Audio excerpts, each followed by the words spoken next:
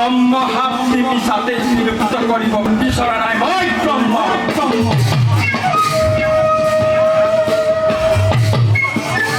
যাওঁ মই অযোধ্যা ৰাজ বালেশ্বৰ পাখি, শুনিছোঁ তেওঁ হেনো প্ৰজা মংগলকাৰী।